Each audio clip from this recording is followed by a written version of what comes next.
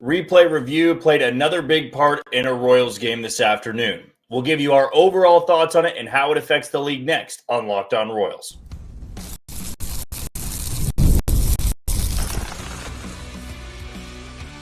You are Locked On Royals, your daily Kansas City Royals podcast.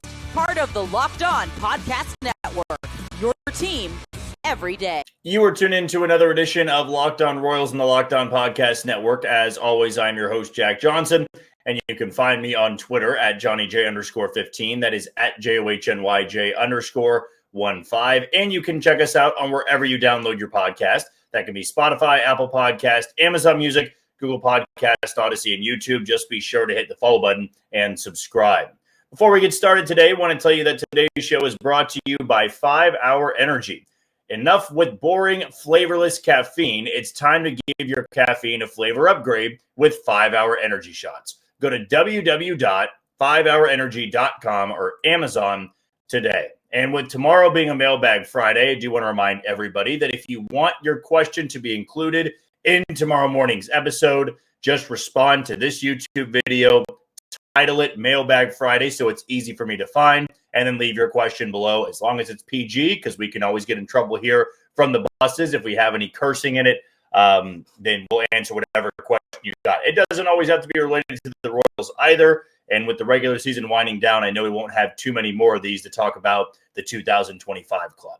Well, today it was not really a gut punch for the Royals, a frustrating 2-0 shutout, but with this team now a game under 500 and 7.5 games back of a playoff spot going into today, it's not like they are now out of the playoff spot by 1 or 2 games, as exciting as that would be, but I'm sure today's loss would have stuck with you a little bit longer than maybe it did. The reality of this team situation is they're not going to be going to the postseason. You just want to finish the year strong. We talked about that on Monday, and I don't really need to echo it anymore. You want to play good baseball against Toronto, the Angels, Athletics, go off into the offseason feeling somewhat good about how you performed in the final 9 games of the year. But for the first segment today, I thought it would be a good time to circle back to what we saw in that 8th inning with the Royals down 1-0 and the Mariners challenging the lining up, the placement of Michael Massey on a ground ball from Dominic Canzone.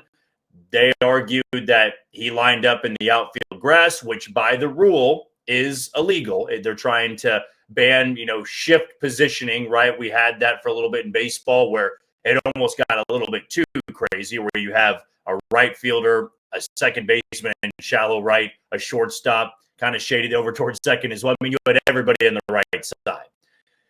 As much as the shift bothered me from time to time, mainly it was when the Royals were playing. If they hit a ball hard up the middle and there was somebody right there, it frustrated you. But I never understood why are you penalizing a team for trying to play the odds and play the stats? The part of defensive positioning and using shift was to give yourself an advantage. And for the other hitter, yes, you had the opposite field wide open there, but you were challenging that hitter to go the other way.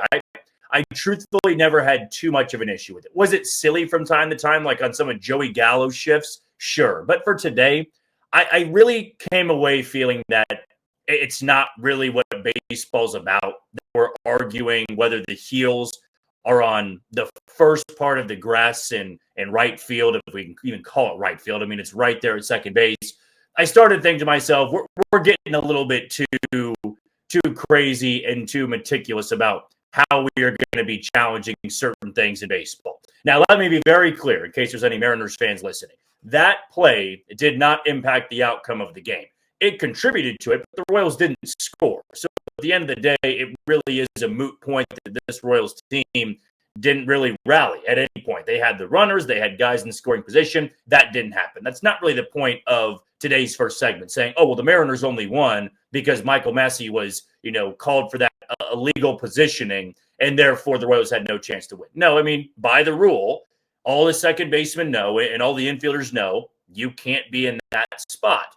But what I'm getting at here and where my frustration comes with it is not directly from that play. It's more so of how replay review has been used. I thought when it first came into play years ago, you were going to get those bang calls correct. Right? I will never forget Jim Joyce ruining Armando Galarraga's perfect game in Detroit. Like if replay review is there, Armando Galarraga is etched in history. He is one of the few that throws a perfect game. But since we didn't have replay review back then, it was a hit. And he lost all that credibility of being able to throw a perfect game. And even though we can look at that replay and say, just put him in the perfect game category, give him that honor, it's not the way it's scored. Because if you do that, we're opening up a whole can of worms about what you need to go back and change in all of baseball.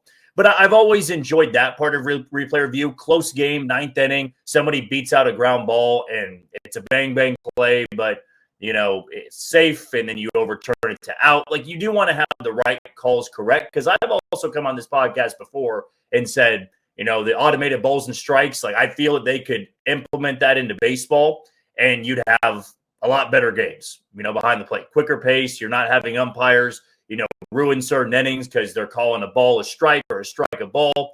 But I also understand the human element of the game, where 15 to 20 years ago, if you brought up today's replay review of, oh yeah, we can now argue if a guy's heels are on the first inches of the grass, then that's illegal positioning, and therefore he's cheating, and we can now get that guy over to first base. It's technically in the rule book with what Major League Baseball is doing. So again, the Mariners challenge this because they know the rule, and Michael Massey's got to be better about positioning.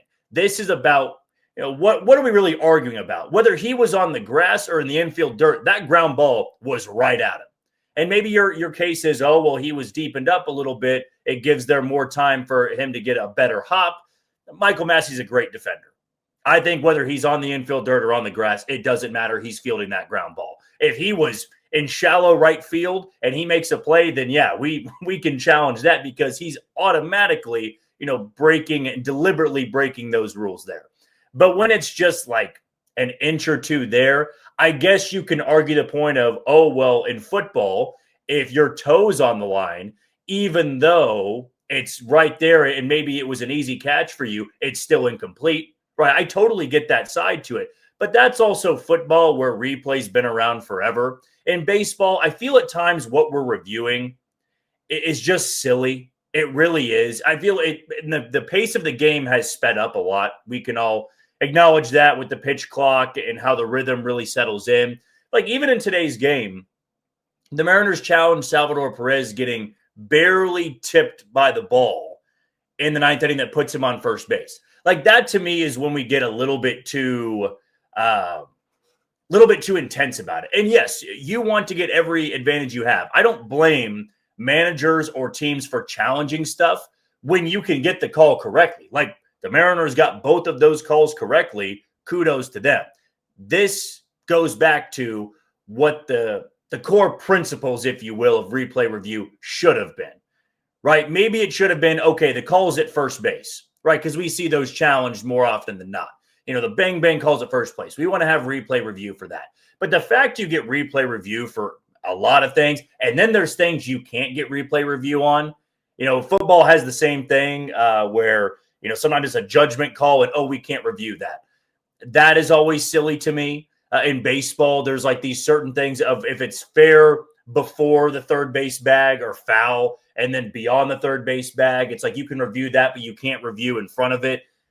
That to me is silly when you really break it down.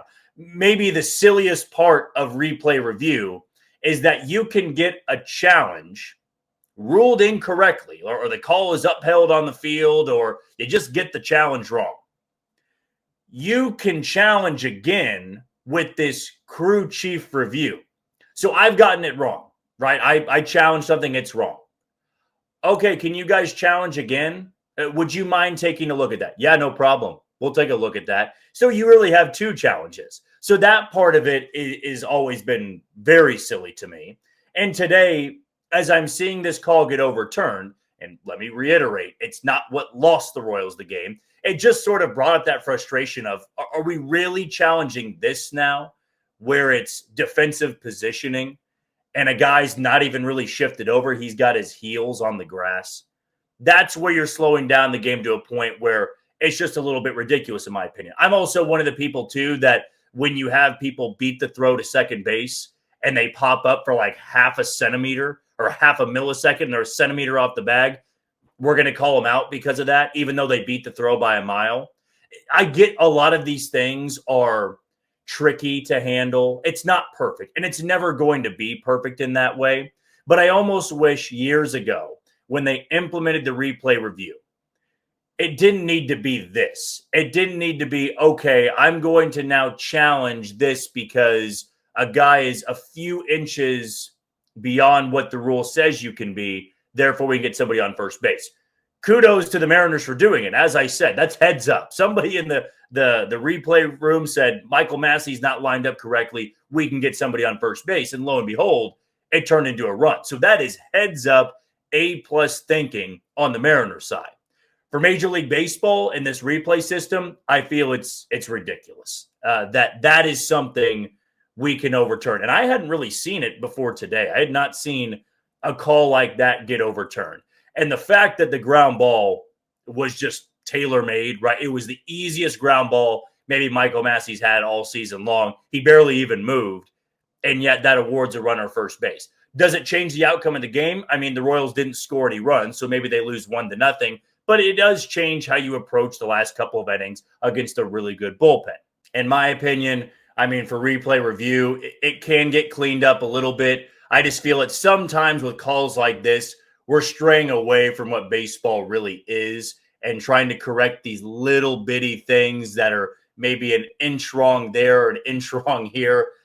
You're slowing down the game for no reason at that point. Maybe I sound like a bitter fan. Again, the Royals didn't score any runs, so the Mariners, they leave Kansas City with the series win. They're now tied in first place with the Houston Astros, where the Royals, they are pretty firmly in third place and are going to finish there to close out this season.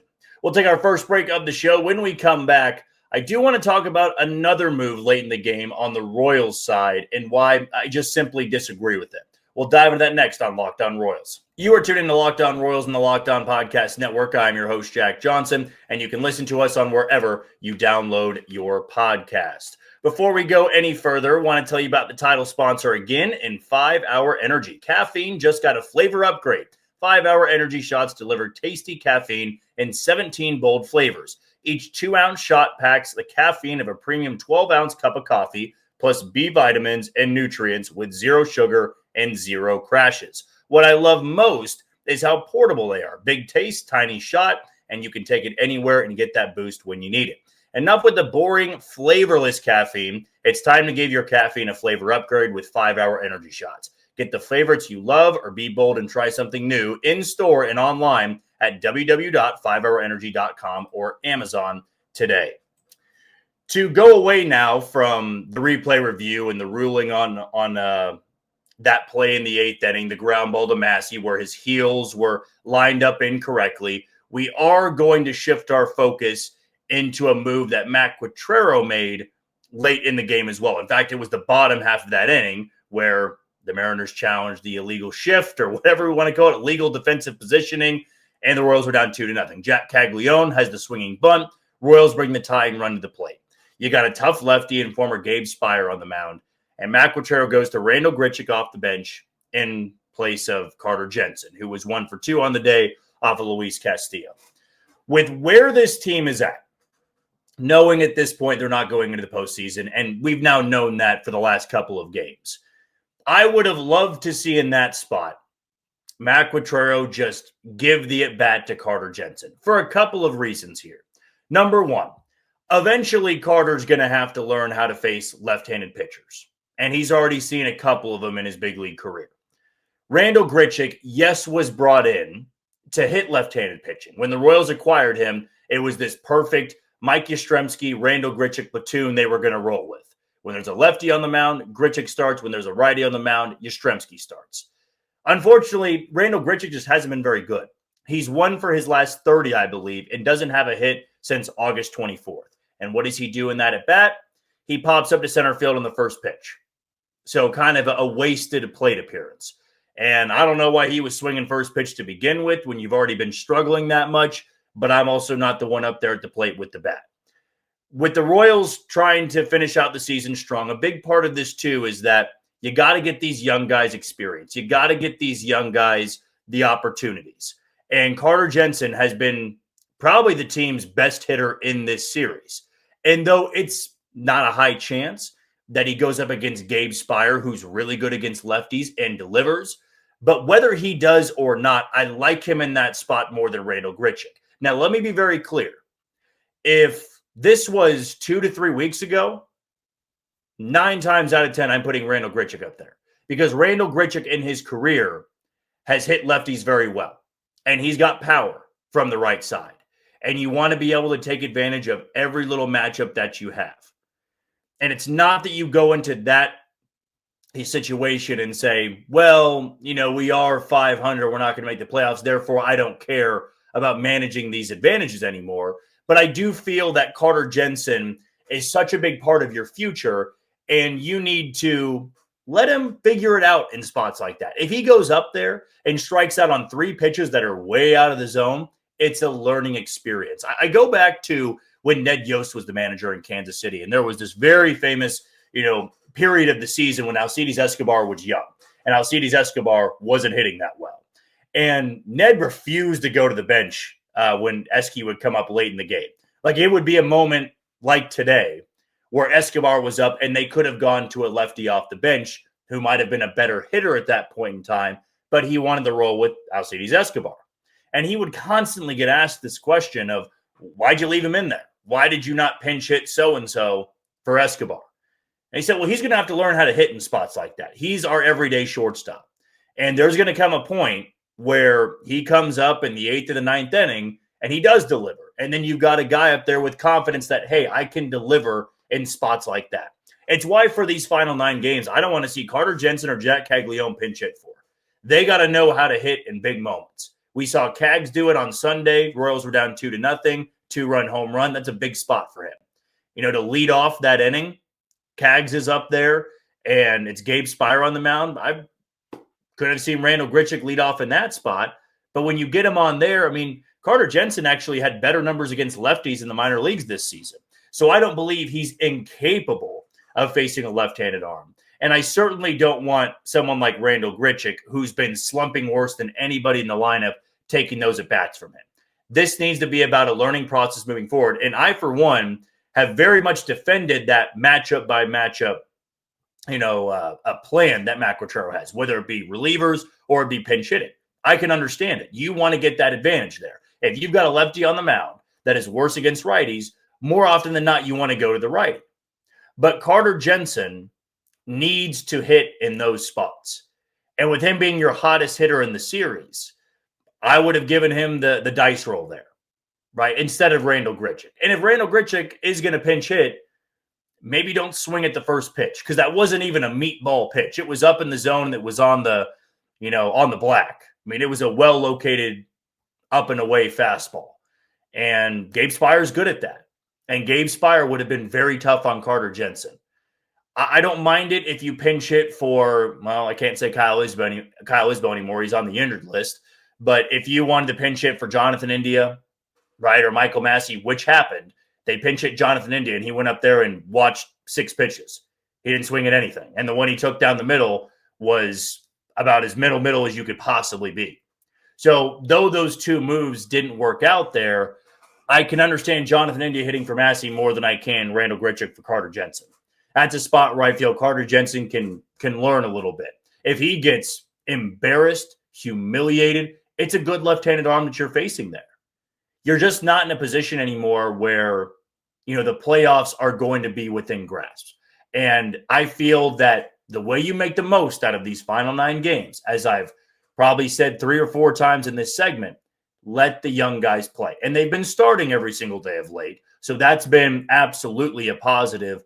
But I want to see them continue to get those opportunities and stay in the game late.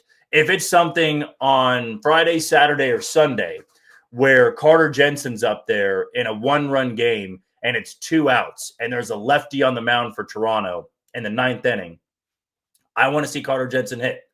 I really do. I don't want to see Randal Grichuk in that spot or Jonathan India in that spot. And even if they came through, though we'd celebrate the win. We'd feel good about a walk-off win. It'd be thrilling. But I would rather see Carter Jensen come through in those spots. those are still growing moments for young players. And for Carter to get pulled today for Grichuk, I can stand by the fact that I don't agree with that decision. Earlier in the year, middle of the year, when playoffs are on the line, then yeah, I can understand the matchup decision. I can understand being driven in that way. But for this game, at this stage in the season, when you're 7.5, now 8.5 games back, I believe, of a playoff spot, I'd rather just see the young guys hit. We'll take our final break of the show. When we come back, let's preview that upcoming series with the Toronto Blue Jays. Next on Locked On Royals. You are tuned into Locked On Royals and the Locked On Podcast Network. I'm your host, Jack Johnson, and you can listen to us on wherever you download your podcast. Want to tell you about Monarch Money before we dive into our final segment. Most people can't name all their financial accounts or even what they're worth, whether it's 401ks, properties, or investments. And when you don't have the full picture, you can end up leaving money on the table. That's why there is Monarch Money. It's an all-in-one personal finance tool that brings your entire financial life together in one clean, easy-to-use interface on your laptop or on your phone. Monarch is built for people with busy lives, and if you put off organizing your finances, Monarch is for you. Monarch does the heavy lifting for you. You can link all of your accounts in minutes, see clear data visuals, get smart categorization of your spending, and finally feel in control of your money without ever touching a spreadsheet. Don't let financial opportunities slip through the cracks. Use code LOCKEDONMLB at monarchmoney.com in your browser for half off your first year. That's 50% off your first year at monarchmoney.com with code LOCKEDONMLB. Final 3 home games of the season will be on Friday, Saturday, and Sunday. It'll be the first place Toronto Blue Jays in town. And then we are going to be saying goodbye to Kauffman Stadium for the 2025 season. I would say a little bit of a bittersweet final weekend. The bitter part of it, I don't get to go to Royals games in person until springtime next year. The sweet part of it is sometimes at this stage of the season, it certainly wasn't the case last year because this team was going to the postseason, but you kind of get that fresh start again. I love doing this podcast when the team is in season. There's so much to talk about. But every time we get to the end of the year, it's kind of that opportunity to reset. You're back to 0-0. There's new things to talk about. And it's not as chaotic as it can be in season. And I've been very busy with stuff outside of work. So it'll be nice to be able to kind of focus on that a little bit than nightly games every single time. Now, don't get me wrong. I would love to have baseball every single night. And I love talking about this team. And I look forward to talking about this team throughout the offseason. But you kind of get what I mean. Sometimes when you work a lot, it's nice to have that week or two where you can just decompress a little bit. And I know that'll be coming here in the next few weeks or so. But they still have 9 more games to go. There's still baseball to talk about, and that we are going to do. Toronto Blue Jays will be in town, as we just said. Michael Lorenzen is going to be getting the ball on Friday. And then on Saturday, I believe that'll be lined up for Noah Cameron. It will be. And then on Sunday, it will be Michael Wacha going up against a rookie phenom who, I don't know if you saw this on Pitching Ninja about a couple of days ago, Trey Savage, just ferocious stuff. So the Royals will be in for that in their home finale on September 21st coming up this Sunday. Let's start it off, though, on Friday. Michael Lorenzen getting the ball in place of Ryan Bergert, who went on the injured list today. Luinder Avila was recalled. Unfortunate, we don't get to see Bergert throw anymore the rest of the way, but if he was bothered by something, not sure we were going to get the most effective version of Ryan Bergert. So with Lorenzen going in this game, the Blue Jays are going to be countering with Max Scherzer, who the Royals saw when they were in Toronto. The numbers against Scherzer are not very good unless your name is Salvador Perez and Adam Frazier. So Adam Frazier in his career against Scherzer is hitting .280 with an OPS of .893 in 25 at-bats. Randall Grichuk has 16 at-bats against Scherzer in his career. He's hitting .125. Jonathan India is hitting .222 in 9 at-bats. Salvador Perez, is what I say. It's sometimes he just has phenomenal numbers against some of the top arms, or historically the top arms. I know Scherzer's not what he once was, but a lot of these numbers do come off of Scherzer when he was in the prime of his career. So in 34 career at-bats against Max Scherzer, Salvador Perez is hitting .353 with an OPS of 1.047. He's got 3 home runs and is driven in 6. Bobby Witt Jr., another guy with only 5 plate appearances, or 5 at-bats, to his name against Scherzer. He is 0 for 5. Same goes for Mike Yastrzemski. As for Lorenzen against the Blue Jays, he does have some pretty effective numbers against numerous guys in this lineup. Only Ty France, surprise, surprise, has the strong numbers. He is hitting 286 in 14 at-bats against him. But Ernie Clement, he is 1 for 5 against Lorenzen. Vladdy Jr. is 2 for 6. Alejandro Kirk is 2 for 3. Miles Straw's 0 for 6. Dalton Varsho's 1 for 3. And George Springer. I can't believe this. This kind of caught me off guard. He's only had one career at bat against Lorenzen in his career, and he's 0 for 1. I would have thought with as often as Lorenzen has bounced around and George Springer's been in this league that they'd have more than one at bat against each other. But that's all that George Springer has against Lorenzen. So that'll be Friday's game with the first pitch of 6:40 p.m. Central Time. Then on Saturday, it'll be Shane Bieber, the former Cleveland Guardian, going up against Noah Cameron. Bieber is 3-1 with a 3.72 ERA.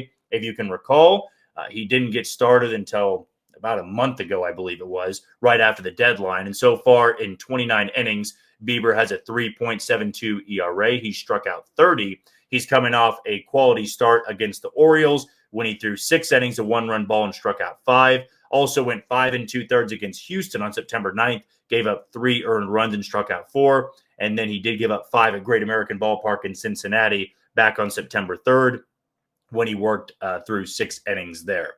Shane Bieber has more than just a couple of starts at Kauffman Stadium, so you can expect the Royals to have tons of experience against him. As for the Royals with more than 5 at-bats against him, you've got Michael Garcia, who's 1 for 6. Randall Grichuk's 1 for 9. Jonathan India is 2 for 7. Same goes for Kyle Isbell, though he does have a homer off Bieber and an OPS of 1.089.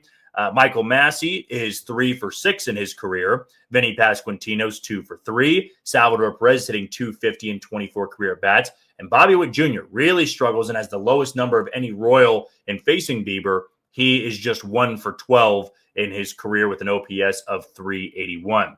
As for Noah Cameron, he did start against the Blue Jays when they played in Toronto and pitched pretty effectively. Unfortunately, I want to say it was Max Scherzer on the other side that just dealt. The Royals did not fare that well in that game and really didn't fare well offensively in that series. Remember, they saw Chris Bassett in that series.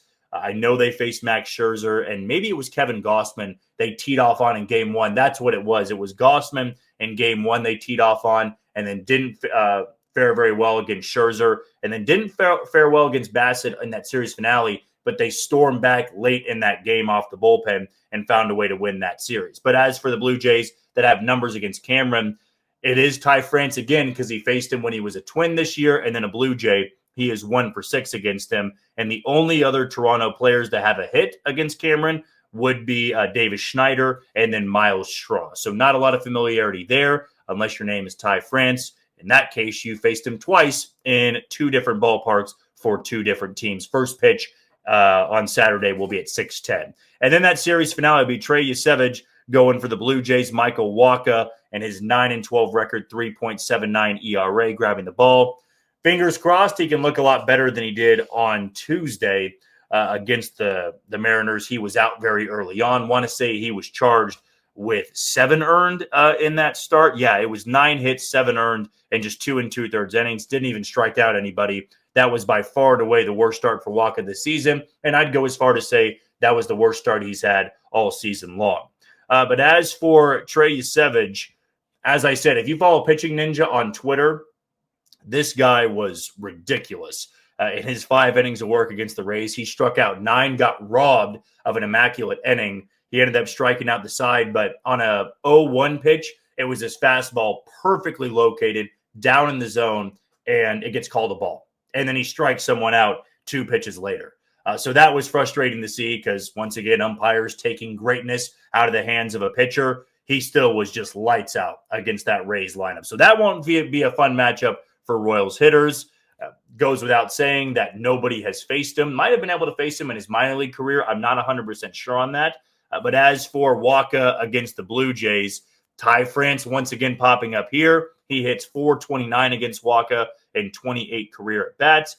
Andres Jimenez is 3 for 10 in his career off Wacha. Vladdy Jr. hits .188 with 1 home run that came earlier this year in 16 career at-bats. Isaiah Kiner-Falefa hitting 308 in 13 at-bats. George Springer hitting 353 and 17 at-bats. And then you've got a couple other guys that have anywhere from 2 to 6 at-bats off of Waka. But he doesn't have the greatest of numbers, though if you go back to that start in Toronto, it was one of my favorite starts he's had as a Royal, where I believe he went 7 complete innings. Royals offense gave him support. That was Mike Yastrzemski's first game as a Royal, and he homered in his first at-bat.